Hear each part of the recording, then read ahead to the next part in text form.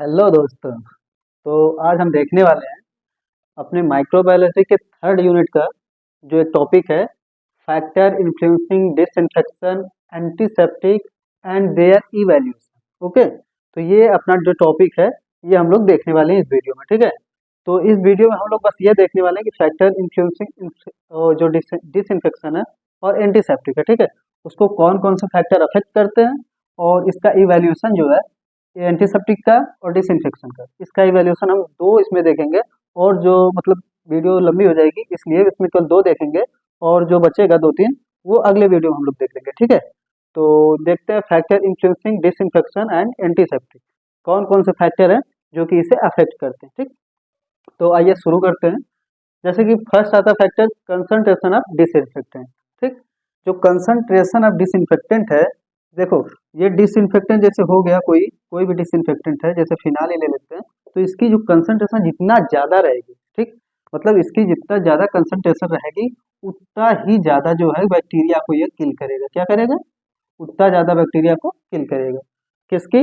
Disinfectant की या antiseptic की जितनी भी ज़्यादा कंसंट्रेशन रहेगा, ठीक, वो उतनी ज़्यादा बैक्टीरिया को किल करेगा। ठीक है, और दूसरा आता है टेम्परेचर, यानी कि जितना ज़्यादा टेम्परेचर होगा, ठीक है, जो हमारा वो ये है डिसइंफेक्शन है, तो जितना ज़्यादा उसकी ये जितना ज़्यादा टेम्परेचर रहेगा ना उतनी ज़्यादा बैक्टीरिया को ये किल कर पाएगा, और जितना कम टेम्परेचर रहेगा तो उतना कम किल कर पाएगा। ठीक है, तो ये दूसरा है।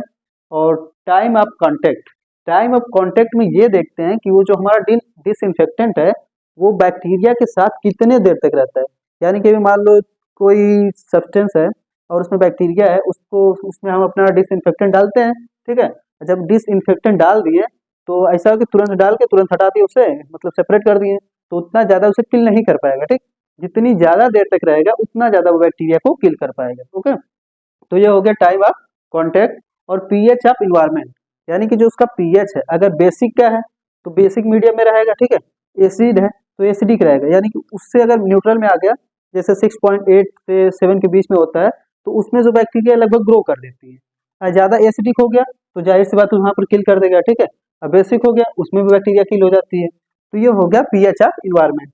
और दूसरा हो गया interfering substance in the environment, यानी कि जो interfering substance in the environment है, यानी कि हमारे बॉडी के ले लें, बॉडी रिलेटेड, तो जैसे ब्लड होता है और एक पस होता है ना, पस होता है, और जैसे कि बॉडी फ्लूइड्स लाइक प्लाज्मा हुआ, ये सब मतलब इसमें रुकावट करते हैं, तो उसके हिसाब से भी यहाँ पर बैक्टीरिया का मतलब इफेक्ट होता है। ठीक है, और केमिकल स्ट्रक्चर ऑफ डिसइंफेक्टेंट, जैसे कि मान लो कोई केमिकल स्ट्रक्चर लाइक बेंजीन मान लेते हैं, ये बेंजीन है, ठीक है, और बेंजीन के ऊपर एक फिनाल लगा, तो इस हिसाब से मतलब इसमें केमिकल स्ट्रक्चर चेंज करके हम लोग अपने ये डिसइंफेक्टेंट का वो बढ़ा सकते हैं। ठीक है, अब उसके बाद देखते हैं क्या है, types and number of micro organism. ठीक, तो इसमें जैसे होता है कि टाइप्स एंड नंबर किसका? माइक्रो ऑर्गेनिज्म का। अगर माइक्रो ऑर्गेनिज्म की संख्या ज़्यादा है तो उस समय जो हमारा डिसइंफेक्टेंट या एंटीसेप्टिक है उसको कम किल कर पाएगा, और माइक्रो ऑर्गेनिज्म की संख्या कम है तो ज़्यादा किल कर पाएगा। ठीक है, तो जैसे कि स्पोर हुआ, ठीक है, और वेजिटेटिव हुआ, इसमें मतलब ये जल्दी किल कर देता है, स्पोर को थोड़ा कम किल करता है। तो ये अपना ऑल टोटल हो गया factor influencing disinfectant and antiseptic.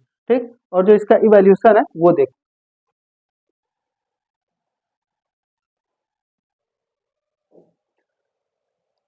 तो अपना ये देखते हैं कि ये हो गया इसका डिसइंफेक्शन एंड एंटीसेप्टिक का इन्फ्लुएंसिंग फैक्टर हो गया। ठीक है, अब इसका इवैल्यूएशन देख लेते हैं। तो इवैल्यूएशन मतलब हम लोग क्या समझते हैं? जो इवैल्यूएशन होता है उसका मतलब हम लोग यही समझ सकते हैं कि इवैल्यूएशन यानी कि जांच करना। ठीक है, यानी कि पेपर दे रहे हैं तो उसका जांच कर लें, हम लोग एग्जामिन कर लें कि ये लड़का अच्छा है या बेकार है, तभी इसको आगे के लिए हम लोग भेजेंगे। ठीक, कहीं पर भेजना होगा तो इस हिसाब से इसमें देखते हैं, मतलब कुछ मेथड है, वो मेथड हम लोग उपयोग करके वहाँ पर देखते हैं उसका इवैल्यूएशन उसका करते हैं। ठीक है, तो देखते हैं कुछ इंपॉर्टेंट है, तो वो देखते हैं कि एक फर्स्ट आता है tube dilution and agar method, O R serial dilution. ठीक है, ये फर्स्ट हो गया। And second is the cup plate method, ठीक, सेकेंड हो गया। और थर्ड हो गया डिस प्लेट मेथड। और फोर्थ जो है phenol coefficient method, O R Rideal Walker test. ठीक है, एंड फिफ्थ हो गया किल से स्काइस टेस्ट। छठवा हो गया चिक मार्टिन टेस्ट। ठीक, और इसमें सब लोग केवल चार देखेंगे कि जो ज्यादा इंपॉर्टेंट है, 4 हम लोग देखते हैं, ठीक है, और 2 छोड़ देते हैं, बस 4 ज़्यादा इंपॉर्टेंट इसलिए इसको देख, चारों में से हम लोग पहला देखते हैं अपना tube dilution and agar method और सीरियल डाइल्यूशन, ठीक है। तो ये अपना पहला मेथड है, तो इसमें हम लोग उसकी जांच कर रहे हैं, देख रहे हैं कैसा हम लोगों का क्या है, ठीक। तो इसको शुरू करते हैं, देखते हैं कैसे क्या। तो इसमें थोड़ा सा पहले लिख लेते हैं कि determine the minimum concentration of disinfectant required to for killing the microbe, यानी कि जो हमारा माइक्रोब्स है उसको किल करने के लिए कितना डिसइंफेक्टेंट रिक्वायर होता है, वो भी कितनी कम मात्रा में, उसी की हम इसमें जांच करेंगे। ओके, तो ये हो गया क्लियर। क्या होगा, जो माइक्रोब्स है उसको किल करने के लिए कितना कम से कम हमको डिसइंफेक्टेंट की जरूरत पड़ेगी, उसी को हम देखेंगे इसमें, ठीक। सभी चाहते हैं कि हमारा नुकसान ना हो, तो ज़्यादा यूज में थोड़ा सा में काम हो जाए, ठीक। तो देखते हैं कैसा क्या होता है। पहले अपना एक ओरिजिनल डिसइंफेक्टेंट ले लेते हैं, ठीक है, ओरिजिनल डिसइंफेक्टेंट जिसकी हमको जांच करनी है, ले लिए ओरिजिनल। इधर ले लिया अपना जो माइक्रो ऑर्गेनिज्म, इसको ग्रो करा, एगार मीडियम है, एगार मीडियम में अपना माइक्रो ऑर्गेनिज्म ग्रो करा दिया, ठीक। ये 2 काम हमको कर लेना है। और जब एगार मीडियम हम लोग ग्रो, एगार मीडियम में माइक्रो ऑर्गेनिज्म को हमने ग्रो करा लिया, और इधर ने क्या कर लिया, ओरिजिनल डिसइंफेक्टेंट तैयार कर लिया, मतलब जो हमारा है स्टैंडर्ड वो कर लिया, ठीक। अब ये जो तैयार कर लिया है, तो अब हम लोग 4 ले लेते हैं, क्या, ट्यूब ले लेते हैं। यहाँ पर हम लोग क्या पढ़ रहे हैं, ट्यूब डाइल्यूशन, तो हम ले लेते हैं ट्यूब, ठीक। ट्यूब जब ले लेते हैं, तो ये देखो, जब ट्यूब ले लिया ना, तो इसमें से जो है 1 ml यहाँ पर ये डाल देंगे, ठीक। ये ओरिजिनल डिसइंफेक्टेंट इसमें डाल देते हैं 1 ml। और जब 1 ml इसमें डाल देते हैं, उसके बाद हम इसमें 9 ml वाटर या कोई भी सॉल्वेंट जो होता है डाल देते हैं, ठीक है। अब 9 ml वो अपना सॉल्वेंट और 1 ml ओरिजिनल डिसइंफेक्टेंट, यानी कि 10 ml हो गया, क्योंकि 10 ml में अपना कितना है, 1 ml क्या है, डिसइंफेक्टेंट, ठीक। अब जो दूसरा है, अब इसमें से हम लोग 1 ml डालते हैं, क्या, 1 ml, ओके। यहाँ से यहाँ डाल दिए थे 1 ml, बट अब यहाँ से नहीं डालेंगे, अब इसमें से हम लोग यहाँ पर डाल लेंगे, ठीक है। यहाँ से अब इसको डाइल्यूट कर रहे हैं, यानी कि हम डाइल्यूट करते जा रहे हैं, ठीक। अब यहाँ पर 1 ml डाल दिए, अब इसमें से यहाँ पर 1 ml डाल देते हैं, ठीक। अब फिर इसमें से 1 ml यहाँ पर, आपको जितना करना कर सकते हैं, बट यहाँ पर हम लोग 4 लेके चल रहे हैं, ठीक है। तो यहाँ पर हम शुरुआत में यहाँ से यहाँ डाले थे 1 ml, और फिर 1 ml इसमें से, फिर 1 ml इसमें से, फिर 1 ml इसमें से। तो ये देखो इसका जो कंसंट्रेशन है, देखो कितना कम हो जा रहा है, जैसे डाइल्यूट करते जाएंगे कम होता जाएगा। तो यहाँ पर 10 में 1 हिस्सा था, या 100 में 1 हिस्सा हो गया, 1000 में 1 हिस्सा हो गया, और यहाँ पर 10,000 में 1 हिस्सा, ठीक। तो और डाइल्यूट होता गया। तो इस हिसाब से देखो, जब ये हो गया ना, फिर अब इसको क्या करते हैं, हम लोग इसको इंक्यूबेशन पीरियड में रख देते हैं। जो अपना इंक्यूबेशन पीरियड होता है, जैसे 2 से 3 दिनों का होता है, ठीक है। और टेम्परेचर अपना सेट कर देते हैं 30 से 35 या 37 डिग्री तक अपना टेम्परेचर सेट कर देते हैं, ठीक। अपना टेम्परेचर हमने सेट कर दिया, इंक्यूबेशन पीरियड में रख दिया 2 से 3 दिनों के लिए।